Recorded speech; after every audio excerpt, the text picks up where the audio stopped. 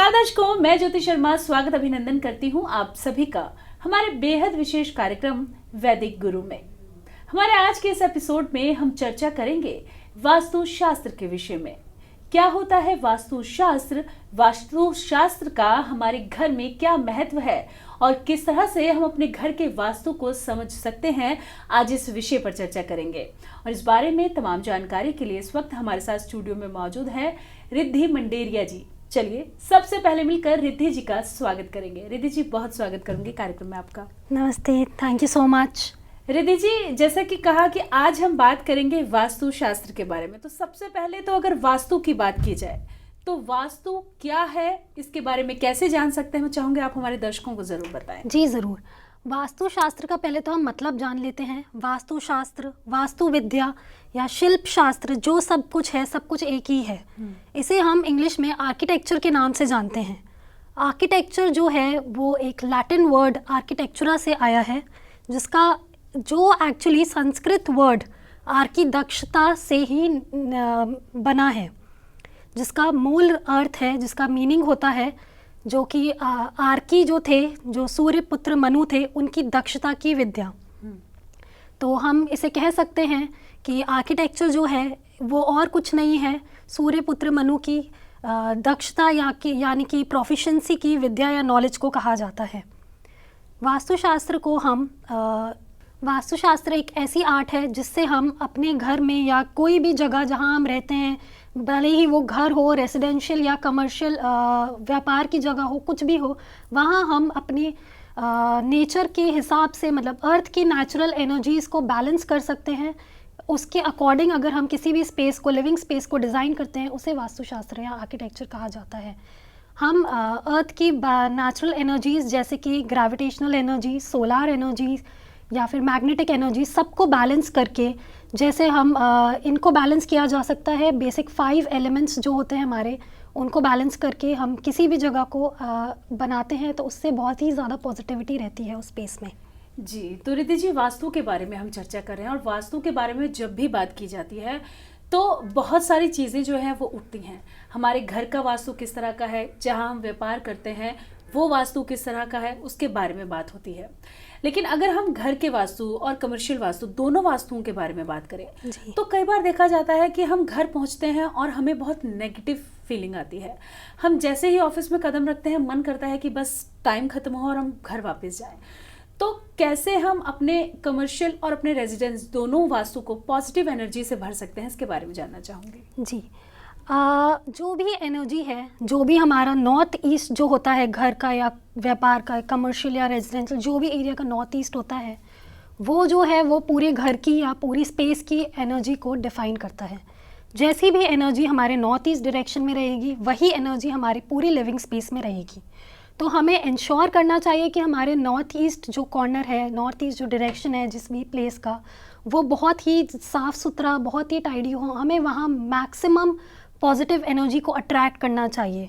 ये तब हो सकता है जब उस जगह पर maximum natural sunlight, maximum air, सब कुछ आए, तो उससे वो जगह चार्ज अप होगी और पूरी जगह में एक पॉजिटिव एनर्जी फैल जाएगी।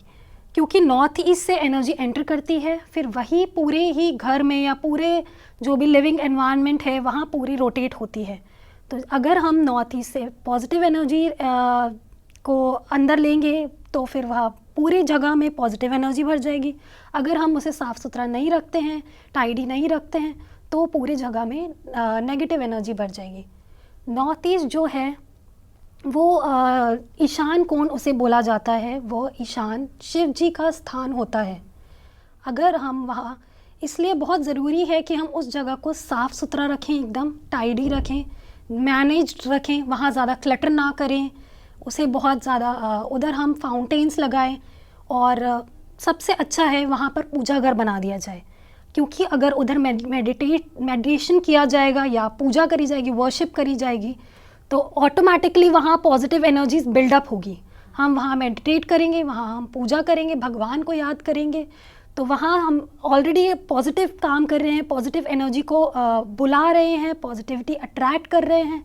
तो पूरी उधर अगर पॉजिटिविटी अट्रैक्ट हो गई तो वहाँ से पूरे घर में ही पॉजिटिव एनर्जी सर्कुलेट हो जाएगी और हमारा पूरा वातावरण बहुत ही पॉजिटिवली चार्ज हो जाएगा। जी रिद्धि जी, पॉजिटिव एनर्जी की जब भी बात आती है तो जी।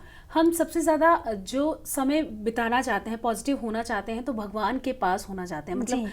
हम पॉजिटिव जो होना चाहते हैं अपने मंदिर में होते हैं पॉजिटिव। जी। तो अगर मंदिर की बात करें तो घर का जो मंदिर है वो वास्तु के अकॉर्डिंग किस तरह का होना चाहिए और दिशा कौन सी होनी चाहिए, और इसके साथ ही मंदिर में क्या क्या होना चाहिए, इसके बारे में जानना चाहूँगी। जी, वास्तु के हिसाब से सबसे अच्छी दिशा मंदिर के लिए, जैसा कि मैंने जस्ट अभी बताया, नॉर्थ ईस्ट डायरेक्शन होता है।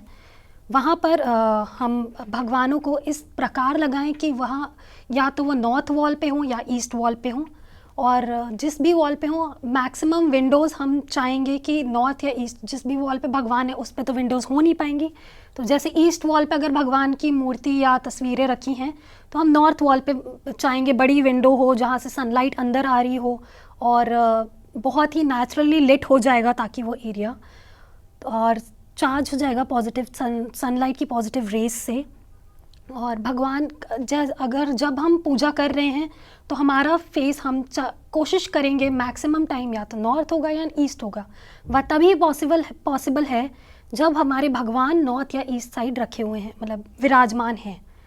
तो और हमें बहुत कुछ चीज़ें ज़रूर ध्यान रखनी चाहिए। नॉर्थ ईस्ट मंदिर जो है वो एकदम साफ़ सुथरा हो, बिल्कुल भी वहाँ गंदगी ना हो, प्रॉपरली मैनेज्ड हो, एकदम हौच पौच नहीं होनी चाहिए, सब कुछ बहुत क्लियरली रखा हुआ होना चाहिए, मैनेज अच्छे से तरीके से रखा हुआ होना चाहिए।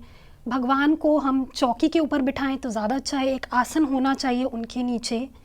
हमें कोशिश करनी चाहिए कि घर में जो भी विग्रह जो होते हैं उनका साइज़ 9 इंच से ज़्यादा बड़ा ना हो। 9 inch is the maximum size जो कि हम भगवान की मूर्तियों के लिए घर में रखना चाहेंगे। ये इसके पीछे कुछ कारण ये भी है कि अगर 9 इंच से ज़्यादा बड़ी मूर्ति या विग्रह होता है तो उसके साथ बहुत सारे रूल्स और रेगुलेशंस आ जाते हैं उनकी सेवा को लेकर, जो कि हमारे आम इंसानों के लिए इतना मैनेज करना या नहीं सेवा करना पॉसिबल नहीं हो पाता है। उसके साथ एक बहुत सारे सेट ऑफ रूल्स आ जाते हैं। तो इसलिए ताकि हम उनका अपमान ना करें और हम बहुत अच्छे से उनका आदर पूर्वक पूजन कर सकें, जो हम अपने मंदिर में भगवान को स्थापित करते हैं, मूर्ति या विग्रह जो भी होती है वो 9 इंच से ज़्यादा बड़ी नहीं होनी चाहिए। उसके पीछे यह रीज़न होता है कि अगर हम 9 इंच से बड़ी मूर्ति या विग्रह स्थापित करते हैं, अपने घर में विराजमान करवाते हैं भगवान को, तो उसके साथ एक अलग सेट ऑफ रूल्स आ जाता है जो कि बहुत ही डिफ़िकल्ट हैं हमें आम डे टू डे लाइफ में फ़ॉलो करना। जो ये लोग ये फॉलो कर सकते हैं वो मंदिरों में बात करें, प्रॉपर नॉलेज के साथ ही उन्हें अपने घर में स्थापित करें। अदरवाइज़ इट इज़ एडवाइजेबल कि आप 9 इंच से छोटी ही मूर्तियाँ विग्रह स्थापित करें अपने मंदिर में। जी रिद्धि जी, कार्यक्रम के दौरान बहुत सारे मेल हमें आते हैं जी। एक मेल हमें आया है, इनका नाम है राजेश कुमार और इनका कहना है कि मैं नया प्लाट खरीदना चाहता हूँ, तो मैं प्लॉट के आसपास जो जगह है उसको वास्तु के अकॉर्डिंग देखूं तो मुझे किन बातों का विशेष रूप से ध्यान रखना चाहिए? विशेष रूप से आपको ये देखना चाहिए कि आपके प्लॉट के आसपास कोई बहुत बड़े पेड़ ना हो, मंदिर ना हो, कोई भी जो पब्लिक प्लेसेस होती हैं जैसे कि सिनेमा हॉल या बार, पब, क्लब, शॉपिंग कॉम्प्लेक्स, बहुत बड़ा शॉपिंग कॉम्प्लेक्स, मॉल, ये सब ना हो। इससे अगर हम घर बनाते हैं रहने के लिए, वहाँ हमें बहुत शांति और पीस की ज़रूरत होती है। अगर कोई भी पब्लिक प्लेस होती है तो वहाँ से बहुत हलचल रहेगी, बहुत डिस्टर्बेंसेस रहेंगे और हमारा घर में रहना उतना शांतिपूर्वक नहीं हो पाएगा। तो हमें ध्यान रखना चाहिए कि कोई भी पब्लिक प्लेस ना हो। फिर हमें प्लॉट में देखना चाहिए कि कोई जंगली पेड़ पौधे तो नहीं हैं। वहाँ हम देखेंगे कि कोई जंगली जानवर, जैसे कोई नेगेटिव जानवर ना बैठे हों ज़्यादा, बिल्ली, सांप, ऐसे अगर जानवर पाए जाते हैं प्लॉट पे तो हमें वो प्लॉट नहीं लेना चाहिए। ये नेगेटिव एनर्जी ऐसे जानवर नेगेटिव एनर्जी दर्शाते हैं और ये बताते हैं कि इस प्लॉट में नेगेटिव एनर्जी है। इससे ज़्यादा हमें ये देखना चाहिए कि उस प्लॉट में अगर पॉजिटिव एनिमल्स हैं, जैसे कि डॉग हो, गाय हो, अगर कोई पक्षी हो, सुंदर दिखने वाले अच्छे पक्षी हो, ऐसी अगर हमें चहल पहल अपने प्लॉट के आसपास ऐसे वाले जानवर दिखते हैं तो हमें वो प्लॉट ले लेना चाहिए। वो पॉजिटिव एनर्जी शो करते हैं और वो बहुत ही शुभ प्लॉट माना जाता है। जी, तो रिद्धि जी अभी हम अपने घर के मंदिर को लेकर बात कर रहे हैं, तो जी। आपने कहा नॉर्थ ईस्ट में मंदिर होना चाहिए, लेकिन अगर आजकल के समय की बात की जाए तो लोग घर मतलब अपने घर से ज़्यादा फ्लैट्स में रह रहे हैं, जी। क्योंकि आजकल के समय में फ्लैट्स लोग ज़्यादा प्रेफर कर रहे जी। हैं। तो अगर फ्लैट्स की बात की जाए तो फ्लैट्स में सब कुछ वास्तु के अकॉर्डिंग पॉसिबल नहीं है। ये एक गलत धारणा लोगों ने बना रखी है कि फ्लैट्स में वास्तु के हिसाब से सब कुछ पॉसिबल नहीं है। हो सकता है, भले ही बेस्ट पॉसिबल हम ऑप्शन ना ले पाएँ, जैसे मंदिर के लिए सबसे अच्छा स्थान नॉर्थ ईस्ट होता है। हो सकता है हम नॉर्थ ईस्ट में मंदिर ना रख पाएँ, नॉर्थ ईस्ट में का हम और भी यूज़ कर सकते हैं। नॉर्थ ईस्ट में हम अपनी एंट्रेंस बना सकते हैं, जैसे किसी का घर का गेट अगर नॉर्थ ईस्ट में हो या उसके आसपास हो तो हम एंट्रेंस फॉयर बना सकते हैं इस तरह से कि वो बहुत साफ़ सुथरा और सुंदर बनाया हुआ हो, और हम उसका ऐसे यूज़ कर सकते हैं। वहाँ एक अच्छा सा फाउंटेन लगा सकते हैं, क्योंकि नॉर्थ ईस्ट एक पानी का स्थान है, उधर का एलिमेंट वाटर होता है। और बैठक बना सकते हैं, लिविंग एरिया बना सकते हैं या ड्राइंग रूम बना सकते हैं हम नॉर्थ ईस्ट में। बट हमें उसके लिए ध्यान रखना होगा कि हम बहुत ज़्यादा हैवी फर्नीचर उधर ना रखें, बहुत वो बिखरा हुआ नहीं रहना चाहिए, उसे हर पूरे टाइम पर बहुत ही ज़्यादा मेंटेन होना चाहिए, कुछ भी फैला हुआ उधर नहीं होना चाहिए, गंदगी नहीं होनी चाहिए, क्योंकि वो बहुत ही प्योर एरिया है और वहाँ की एनर्जी पूरे घर में रिफ्लेक्ट होती है। और क्योंकि फ्लैट्स में हर दम ये पॉसिबल नहीं हो पाता है कि हम उसी स्थान पर कुछ करें, तो हम उसके लिए आपको अपने पास के कोई भी कंसल्टेंट से कंसल्ट करके आप उसे प्लीज़ करें। वो आपको बेस्ट पॉसिबल ऑल्टरनेटिव्स बताएंगे जहां आपका फ्लैट वास्तु के हिसाब से बन सकता है। रिद्धि जी, ये तो हमने बात की हमारे घर की और हमारे मंदिर घर की जी। लेकिन मंदिर के बाद अगर हम बात करें अपने मास्टर रूम की, तो वास्तु के अकॉर्डिंग के अकॉर्डिंग अगर हम मास्टर रूम की बात करें तो उसमें क्या कुछ होना चाहिए, क्या कुछ नहीं होना चाहिए, मैं चाहूँगी इसके बारे में आप ज़रूर बताएं। वास्तु के लिए हिसाब से जो भी बेस्ट डायरेक्शन होता है मास्टर बेडरूम का, वो साउथ डायरेक्शन होता है। मास्टर बेडरूम एक बहुत ही इम्पॉर्टेंट एरिया होता है हमारे घर में, क्योंकि हम घर के अंदर सबसे ज़्यादा टाइम अपने बेडरूम में ही बिताते हैं। तो ये बहुत ज़रूरी है कि हम उसका प्रॉपर वास्तु के हिसाब से डिज़ाइन करें, और उसका डायरेक्शन भी बहुत हद तक हमें कोशिश करनी चाहिए हम साउथ रखें। अगर साउथ पॉसिबल नहीं है तो हम साउथ वेस्ट डायरेक्शन में भी मास्टर बेडरूम बना सकते हैं, पर हमें ये ध्यान रखना चाहिए कि नॉर्थ ईस्ट डायरेक्शन में कभी भी मास्टर बेडरूम ना बनाएं, क्योंकि उससे वो एरिया हेवी हो जाता है और वो मास्टर बेडरूम के लिए बिल्कुल अच्छा नहीं होता है।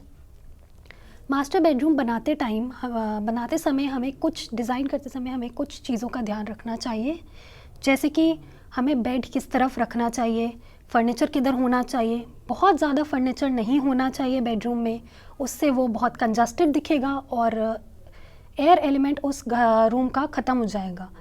जैसे कि हम देखते हैं कि घर बनाते टाइम हम घर को प्रॉपर 9 या 16 जोन्स में डिवाइड करते हैं, वैसे ही घर के बाद अगर हम जैसे रूम डिज़ाइन कर रहे हैं तो रूम को भी उतने ही जोन्स में डिवाइड किया जाता है, फिर उसे वास्तु के अकॉर्डिंग डिज़ाइन किया जाता है। तो हमें कोशिश करनी चाहिए कि हम बेड साउथ वॉल के वॉल के सहारे लगाएं, ताकि सोते टाइम हमारा सर साउथ की तरफ रहे। अगर वो पॉसिबल नहीं है तो हमें बेड को ईस्ट वॉल पे लगाना चाहिए, ताकि बेड हेड जो है ईस्ट में रहे और हम सोते टाइम हमारा सर जो है वो ईस्ट में रहे। जी, तो बिल्कुल रिद्धि जी, हमने मास्टर बेडरूम की बात की, हमने मंदिर की बात की, पॉजिटिव एनर्जी हम घर में कैसे ला सकते हैं इसके बारे में बात की।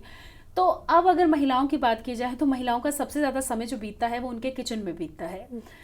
तो किचन अगर वास्तु के अकॉर्डिंग होगा तो चीज़ें और ज़्यादा अच्छी होंगी, घर में और ज़्यादा पॉजिटिविटी आएगी।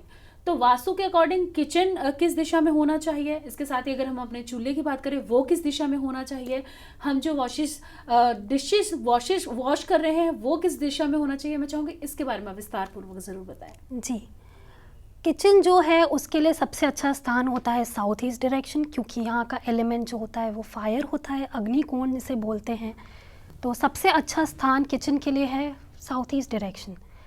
वहाँ पर हमें किचन इस तरह से डिज़ाइन करना चाहिए कि जो हमारा वर्किंग प्लेटफॉर्म है, जो स्लैब है, जो बर्नर है, वो ईस्ट वॉल या फिर नॉर्थ वॉल पे लगाई जाए, ताकि खाना पकाते टाइम हमारा जो फेस है वो ईस्ट या फिर नॉर्थ रहे। साउथ ईस्ट डायरेक्शन में किचन इसलिए भी होना चाहिए, अगर हम इस डायरेक्शन में खाना पकाते हैं तो वह अत्यंत स्वादिष्ट बनेगा, बहुत ही टेस्टी बनेगा, क्योंकि यह शुक्र का स्थान है। और साथ में आपने पूछा कि पानी किस डायरेक्शन में होना चाहिए किचन में, सिंक किधर होना चाहिए। तो सिंक और पानी का स्थान हमेशा नॉर्थ या नॉर्थ ईस्ट रहना चाहिए किचन में भी, क्योंकि वह पानी का डायरेक्शन होता है। जैसे कि मैंने आपको बताया था, बेडरूम में भी हम किसी भी रूम को डिज़ाइन करते टाइम उस रूम को भी हम सारे जोन्स में डिवाइड करते हैं। तो सिमिलरली हम किचन में पानी का अगर हमें प्योरीफायर लगाना है या सिंक बनाना है तो वो नॉर्थ या नॉर्थ ईस्ट में बनाने की हम कोशिश करेंगे। अगर हमें बर्तन रखने के लिए या खाने का सामान रखने के लिए, दालें रखने के लिए अलमीरा बनानी है, कबर्ड्स बनानी है किचन में स्टोरेज के लिए, वो हम कोशिश करेंगे साउथ या वेस्ट साइड बनाएं, ताकि वह स्पेस भी यूटिलाइजेशन प्रॉपर होगा एंड वो डायरेक्शंस भी थोड़े हैवी बन जाएंगे। फ्रिज अगर हमें किचन के अंदर रखना है तो फ्रिज हम सबसे अच्छा डायरेक्शन है फ्रिज किचन के अंदर रखने के लिए वेस्ट डायरेक्शन। हम वेस्ट में किचन के अंदर वेस्ट डायरेक्शन में फ्रिज रख सकते हैं और इससे हमारे किचन में पॉजिटिविटी रहेगी। अगर हम प्रॉपर इन्हें वास्तु के हिसाब से किचन बनाते हैं या वास्तु के हिसाब से हम पूरा घर बनाते हैं, उससे हमारा घर जो है वो प्रॉपर अलाइन हो जाता है अर्थ की एनर्जीज से, तो पूरे घर में पॉजिटिविटी रहती है। जी, हमने किचन की बात तो कर ली। अब किचन के बाद, खाना बनाने के बाद बात आती है खाना खाने की। जी। तो किचन के बाद जो इम्पॉर्टेंट चीज़ होती है वो होता है हमारा डाइनिंग रूम। अब डाइनिंग रूम की बात करें तो डाइनिंग रूम में जो सबसे ज़्यादा इंपॉर्टेंट होता है वो हमारा डाइनिंग टेबल होता है और वॉश बेसिन होता है। तो डाइनिंग टेबल जो होता है वो किस तरह का होना चाहिए, वॉश बेसिन जो है वो किस डायरेक्शन में होना चाहिए, इसके बारे में ज़रूर बताएं। डाइनिंग रूम आजकल हमारे घर बहुत छोटे हो गए हैं, तो मोस्टली लोग क्या करते हैं, जो घर के बीच का स्थान होता है, ब्रह्म स्थान होता है, उधर हम डाइनिंग टेबल रख देते हैं, जो कि जिसको रखने में कोई बुराई नहीं है, हम वहाँ डाइनिंग टेबल रख सकते हैं। पर उसके लिए हमें ध्यान रखना चाहिए कि हम बहुत भारी डाइनिंग टेबल नहीं ले रहे हैं। हमें ट्राई करना चाहिए कि हम हल्की डाइनिंग टेबल लें, भले ही वो लकड़ी की हो या ग्लास डाइनिंग टेबल हो, हम वो वहाँ ब्रह्म स्थान में रख सकते हैं। स्टोन की डाइनिंग टेबल अगर आप लेते हैं तो वेस्ट डायरेक्शन में होना चाहिए डाइनिंग रूम। डाइनिंग अगर हम ब्रह्म स्थान में रख रहे हैं तो कोई दिक्कत, हल्की होनी चाहिए, और अगर हमें भारी डाइनिंग टेबल लेनी है तो हमें फिर उसके लिए वेस्ट डायरेक्शन लेना चाहिए या फिर कोई और डायरेक्शन लेना चाहिए। डाइनिंग टेबल हमारी स्क्वायर या रेक्टेंगुलर होनी चाहिए, हमें गोल या ओवल शेप की डाइनिंग टेबल कभी नहीं लेनी चाहिए। अगर हम ब्रह्म स्थान में डाइनिंग टेबल रख रहे हैं तो हमें एक बात का और ध्यान रखना चाहिए कि वहाँ हम कभी भी छोटे बर्तन ना छोड़ें, क्योंकि वह ब्रह्म स्थान जो होता है वो ब्रह्मा जी का स्थान है। तो जैसे ही हम खाना खाएं, हम अपने जूठे बर्तन वहाँ से हटा दें, तो वहाँ डाइनिंग टेबल रखने में कोई दिक्कत नहीं है। और वॉश बेसिन जैसा आपने पूछा डाइनिंग रूम में किधर होना चाहिए, तो वो डाइनिंग रूम जहाँ भी है उसके वेस्ट डायरेक्शन या फिर नॉर्थ डायरेक्शन में हो सकता है। जी, रिद्धि जी, घर की बात हो रही है तो कई लोगों के घर जो देखे जाते हैं वो टी पॉइंट्स पर होते हैं। जी। कहते हैं कि टी पॉइंट पर घर होना शुभ नहीं होता, लेकिन अगर अब किसी का घर टी पॉइंट पर है तो क्या वास्तु के अकॉर्डिंग उसमें चेंजेस हो सकते हैं, क्या उपाय हो सकते हैं, इसके बारे में भी बताएं। सारे टी पॉइंट्स भी ख़राब नहीं होते। अगर टी पॉइंट पे घर है, अगर वो टी पॉइंट हमारे घर के नॉर्थ ईस्ट डायरेक्शन में आ रहा है तो वह शुभ हो जाता है जी। वो बहुत अच्छा हो जाता है। उसके अलावा सारे टी पॉइंट्स ख़राब होते हैं, तो हमें अवॉइड करना चाहिए कि हमारे घर के सामने कोई टी पॉइंट नहीं बन रहा हो, ऐसा जंक्शन नहीं बन रहा हो। अगर ऐसा बन रहा है तो फिर हमें उसकी रेमेडी करवा लेनी चाहिए। वो जिसका भी घर है उसका स्पेस और आसपास का वातावरण देखते हुए, कोई भी वास्तु एक्सपर्ट आपका घर का या प्लॉट के आसपास का वातावरण देखते हुए आपको रेमेडी सजेस्ट कर देंगे। अब क्योंकि आपका वहाँ घर ऑलरेडी बना हुआ है तो आप जाहिर सी बात है एकदम अचानक से तो घर नहीं बदल सकते, तो आप उसको रेमेडी करवा लीजिए। जी। अब अगर घरों की बात की जाए तो आज के समय में देखा जा रहा है कि घरों में ही हम बोरवेल बनवा ले रहे हैं, पानी को हम इकट्ठा करके रख रहे हैं, तो क्या वास्तु के अकॉर्डिंग वो सही है या नहीं, इसके बारे में बताइए। जी बिल्कुल, बोरवेल हम घर में बनवा सकते हैं, बस हमें ध्यान रखना चाहिए उसका प्रॉपर डायरेक्शन। जैसा कि मैंने कहा कि वास्तु के अकॉर्डिंग घर बनवाना कोई बहुत ज़्यादा मुश्किल चीज़ नहीं होती है, बन सकता है, बस हमें थोड़ी सी मेहनत ज़्यादा करनी पड़ती है। तो बोरवेल हम अगर घर के अंदर बनवाना चाहते हैं तो वह नॉर्थ डायरेक्शन में हो सकता है या फिर नॉर्थ ईस्ट डायरेक्शन में हो सकता है, ईस्ट डायरेक्शन में हो सकता है घर के, और या फिर वेस्ट डायरेक्शन में हो सकता है। ये 4 डायरेक्शन में आप बोरवेल आराम से कर सकते हैं। जी। अब अगर घर में हम मोटर्स की बात करें, क्योंकि घर में रह रहे हैं तो पानी भी चाहिए, और पानी चाहिए तो हमें मोटर को भी कहीं ना कहीं रखना ही होगा।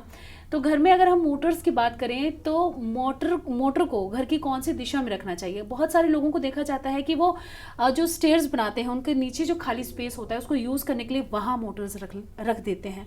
तो क्या वास्तु के अकॉर्डिंग वो सही है?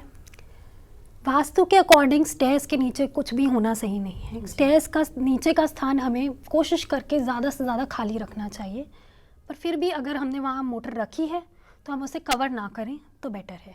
जैसे लोग क्या करते हैं कि स्टेयर्स के नीचे मोटर रख दी, सुंदरता के लिए हम उसे गेट लगा के कवर करके और बंद कर देते हैं, तो वो नहीं करना चाहिए। वैसे मोटर के लिए या ऐसा इलेक्ट्रिसिटी मीटर के लिए जो स्थान है वो सबसे अच्छा साउथ ईस्ट डायरेक्शन होता है, क्योंकि वह अग्निकोण है, वहाँ एनर्जीज़ का स्थान है, और मोटर जो है वो भी एक इलेक्ट्रिकल इक्विपमेंट है।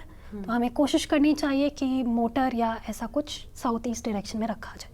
जी रिद्धि, अभी हमने मास्टर बेडरूम की बात की जी। तो अगर बेडरूम की बात कर रहे हैं तो ऑब्वियसली हमारे बेडरूम में मिरर्स भी होते हैं, अलमीराज भी होती हैं, और आजकल अटैच वॉशरूम भी होते हैं। तो अगर उनकी दिशाओं की बात की जाए तो वो कौन सी दिशा में मिरर होना चाहिए, कौन सी दिशा में अलमीरा होनी चाहिए, और वॉशरूम जो बना रहे हैं वो किस दिशा में होना चाहिए, इसके बारे में जानना चाहूँगी। जी, बेडरूम में अगर मिरर लगाना ज़रूरी ही है तो हमें इस तरह लगाना चाहिए कि मिरर नॉर्थ या ईस्ट वॉल पर आए। और हमें एक चीज़ का बहुत ध्यान रखना चाहिए कि मिरर के अंदर हमारा बेड रिफ्लेक्ट ना हो रहा हो, क्योंकि मिरर के अंदर अगर बेड रिफ्लेक्ट होता है तो वो एक नेगेटिव इम्पैक्ट डालता है हमारे ऊपर। और अगर हमारा बेडरूम छोटा है और इतनी स्पेस नहीं है और मिरर के अंदर बेड रिफ्लेक्ट हो ही रहा है, तो हमें ट्राई करना चाहिए कि हम सोते टाइम उस मिरर को कवर कर दें। उस पर हम पर्दा लगा सकते हैं या कुछ भी करके उसे कवर कर सकते हैं। या मिरर को आजकल एक नया तरीका भी आ गया है, हम किसी भी गेट के पीछे साइड मिरर लगा देते हैं तो वो गेट ऐसे बंद हो जाएगा, वो सुंदर भी दिखेगा और आपका मिरर छुप भी जाएगा, उसमें बेड रिफ्लेक्ट भी नहीं होगा।